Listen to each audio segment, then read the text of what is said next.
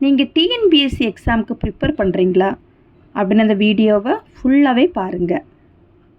இன்றைக்கி இந்த வீடியோவில் நம்ம தமிழில் இருந்து ஒரு 15 ஒன்றோடு பார்க்கலாம். இலக்கண குறிப்பறிதல் சால சிறந்தது தொடரின் வகையே அறிக. அதனுடைய ஆன்சர் உரிசொல் தொடர்.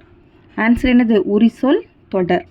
செகண்டு, பெயர் சொற்களை பொருத்துக. மல்லிகை, மல்லிகைக்கு ஆன்சர் என்னது அப்படின்னா பொருள் பெயர். மல்லிகையோட ஆன்சர் என்னது? பொருள் பெயர். பள்ளினா இடப்பெயர். கிளை, கிளைனா சினை பெயர். இனிமைனா பண்பு பெயர். அப்போ ஆன்சர் என்னன்னு பாருங்கள். நெடில் குறில் ஆதான் நம்மளுக்கு சரி. ஓகேவா? அதாவது ஏ ஆப்ஷனு கரெக்டாக நம்மளுக்கு தந்திருக்கு. அடுத்தது 3, பொருத்தமற்ற பெயர் சொற்களை எடுத்து எழுதுக. எது பொருத்தம் இல்லை அப்படின்ட்டு எடுத்து எழுத சொல்லியிருக்காங்க. காலப்பெயர் செம்மையா, சினைப்பெயர் கண்ணு, பண்பு பெயர் ஆண்டு, தொழிற்பெயர் ஆடுதல்னு தந்திருக்காங்க.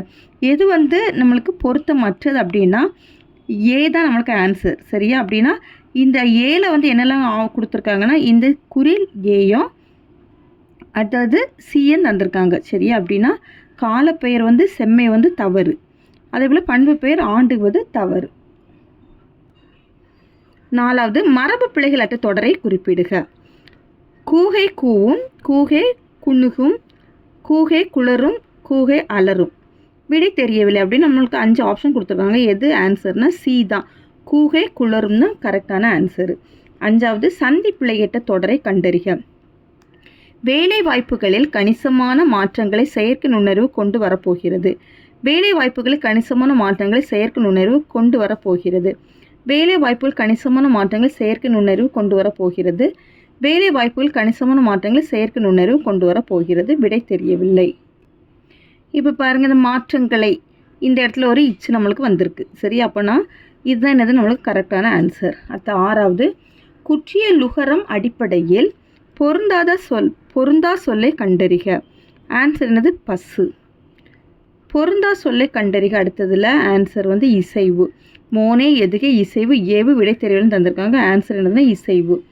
அடுத்தது 8வது, பண்டைய காலத்தில் யோகம் பயின்று அறிவு நிரப்பியவர்கள் யார் அப்படின்னா ஆன்சர் என்னெல்லாம் தந்திருக்காங்க? ஆழ்வார்கள், சித்தர்கள், நாயன்மார்கள், புலவர்கள். விடை தெரியவில்லை. ஆன்சர் சித்தர்கள்.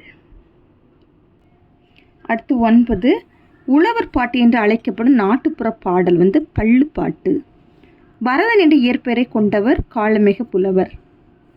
மரமும் பழைய குடையும் ஆசிரியர் யார் அப்படின்னா அழகிய சொக்கநாத புலவர். நீல பொய்கையின் மிதந்திடும் தங்க தோணிகள் இக்கூற்று யாருடையதுன்னா அர்ஜுனன். 13, கூற்று 1, ஏர் எழுபது 11 கீழ்கணக்கு நூல்களில் 1.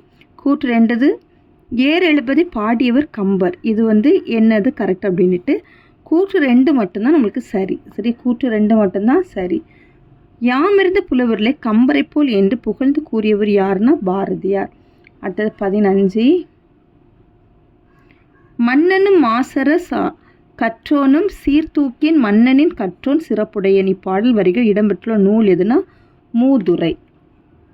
ஆன்சர் என்னது? மூதுரை. அவ்வளோதான் இந்த வீடியோ. தேங்க்யூ.